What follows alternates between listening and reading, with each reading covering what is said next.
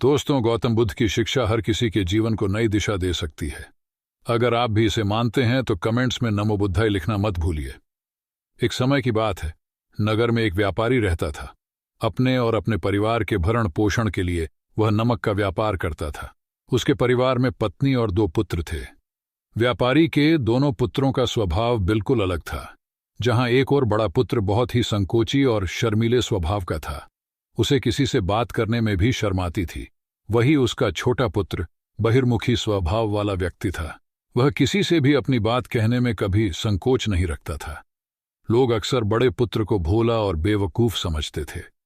कई बार लोग उसके भोलेपन का फायदा भी उठा लेते थे और वह पलटकर कभी किसी को कुछ नहीं कहता था। व्यापारी अपने पुत्र के इस स्वभाव के कारण बहुत अधिक नाराज होता था। बातचीत ना कर पाने और शर्मीले स्वभाव के कारण व्यापारी ने कई बार अपने पुत्र की पिटाई भी कर दी थी। हालांकि इस वजह से उसके पुत्र का स्वभाव सुधरने के बजाय और भी खराब हो गया। बचपन से ही बड़ा पुत्र बेहद परेशान रहने लगा था। उसके अंदर आत्मविश्वास की कमी हो गई थी। परीक्षा में वह आते हुए प्रश्नों के उत्तर भी अपने डर के कारण नहीं लिख पाता था। इस कारण उसकी शिक्षा भी ठीक ढंग से नहीं हो पाई।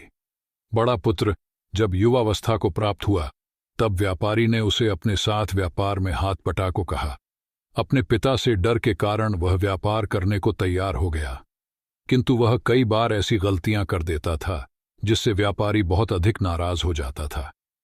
एक दिन व्यापारी किसी दूसरे काम के कारण शहर गया हुआ था। उस समय उसकी दुकान पर बड़ा पुत्र बैठा हुआ था। तभी कुछ लोग आए और उन्होंने बड़े पुत्र से कहा कि हमें तुम्हारे पिता ने भेजा है। उनका यह संदेश है कि इस समय दुकान में नमक की जितनी बोरियां रखी हुई हैं, वे सब हमें दे दो। उन्होंने नमक की सभी बोरियों को शहर मंगवाया है।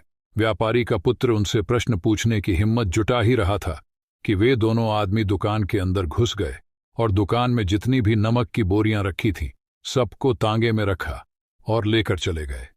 व्यापारी के पुत्र ने उन्हें रोकने का प्रयास किया, किंतु संकोच और शर्मीलेपन के कारण वह उन्हें कुछ कह नहीं पाया। उसने मन ही मन सोचा कि यदि मैं इन्हें नमक ले जाने से रोकूं तो पिताजी मुझ पर नाराज होंगे। कुछ समय बाद जब व्यापारी शहर से वापस आया तो खाली दुकान देखकर उसने अपने पुत्र से प्रश्न किया कि नमक की बोरियां कहाँ गई? ये दुकान इतना खाली खाली क्यों है?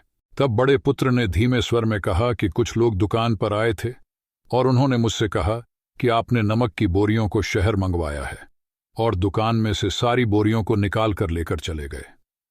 व्यापारी ने अपना सिर पीट लिया। उसने अपने पुत्र को दुकान से धक्का देते हुए कहा कि तू मूर्ख का मूर्ख ही रह जाएगा।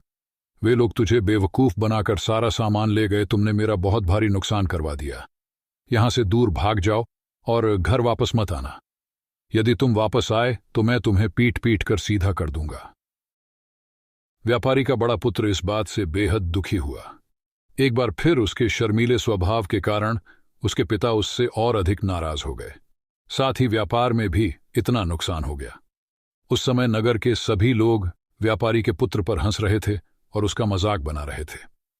उसे बहुत अधिक शर्मिंदगी महसूस हो रही थी। यही वह समय था जब उसने सोच लिया कि अब उसके जीवन में कुछ भी ठीक नहीं हो सकता है। वह सदैव मूर्ख का मूर्ख ही रह जाएगा और इस समाज में रह रहे लोगों के साथ कदम से कदम मिलाकर कभी नहीं चल पाएगा।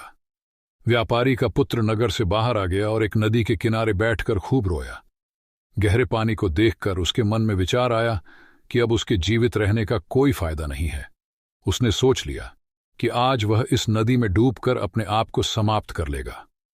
असफल जीवन जीने से अच्छा है कि वह स्वयं को समाप्त कर ले। उसने जैसे ही नदी में छलांग लगाई, एक बौद्ध भिक्षु ने उसे बचा लिया और नदी से बाहर निकाल कर ले आए। व्यापारी का पुत्र बौद्ध भिक्षु पर नाराज होने लगा और कहने लगा कि तुमने मुझे क्यों बचाया? मैं इस असफल जीवन को जीना नहीं चाहता। बौद्ध भिक्षु ने उसे समझाया कि जीवन एक ही बार मिला है और यदि तुम जीवित ही नहीं रहोगे तो असफलता को खत्म करके सफल कैसे बनोगे? तब व्यापारी के पुत्र ने कहा कि मेरे जीवन बहुत अधिक समस्याएं हैं। यह सभी समस्याएं मेरे संकोची और शर्मीले स्वभाव के कारण हुई है। मैंने अपने पिता का नुकसान करवा दिया। मैं एक अच्छा पुत्र नहीं हूं। अपने स्वभाव के कारण मैं शिक्षा ग्रहण भी नहीं कर सका। यह सारा संसार मुझे मूर्ख समझता है। क्या किसी मूर्ख को इस संसार में जीने का अधिकार है? तब बौद्ध भिक्षु ने कहा कि तुम्हारे इस प्रश्न का उत्तर तो मेरे गुरु ही देंगे।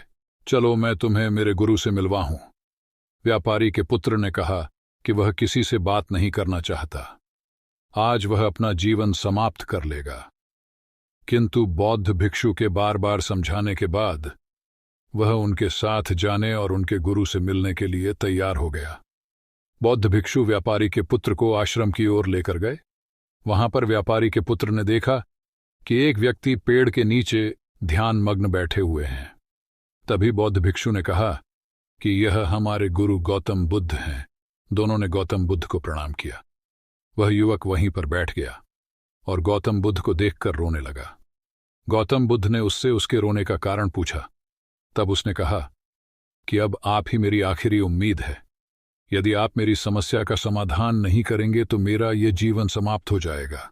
गौतम बुद्ध ने व्यापारी के पुत्र से उसकी समस्या के बारे में पूछा। तब उसने बताया कि किस प्रकार वह बच से ही शर्मीले और अंतर्मुखी स्वभाव का है।